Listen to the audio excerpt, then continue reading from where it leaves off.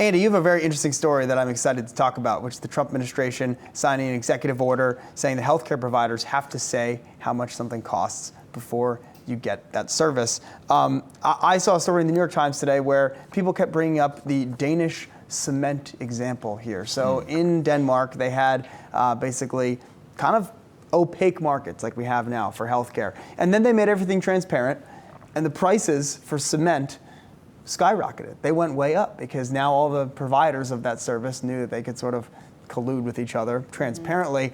I guess the question now is what happens to healthcare costs in the U.S.?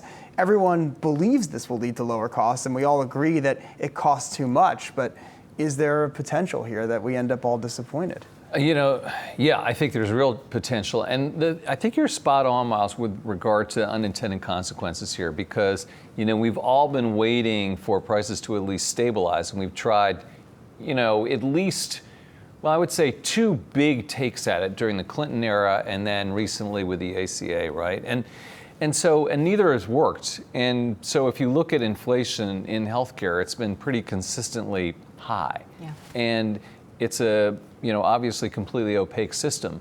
And it kind of does make you want to throw your hands up.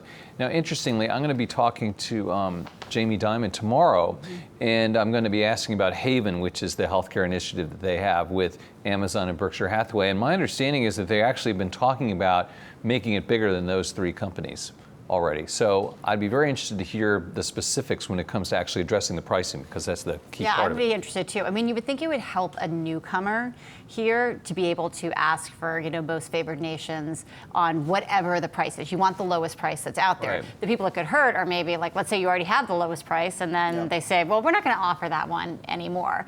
Will there be sort of a leveling of the playing field, which is part of the unintended consequences? And I think the American health system right now, it incentivizes solutions to specific problems. It doesn't really incentivize meeting with a patient, taking a holistic view of what their health is, what their needs might be, how things might interact. It incentivizes how do you treat people who have one acute issue, and then Merck goes out and develops that drug and then sells it for $25,000 a treatment, but that's not exactly helping people in general, right? There's a tremendous amount of dissatisfaction and frustration, and ironically, a lot of people are against single payer.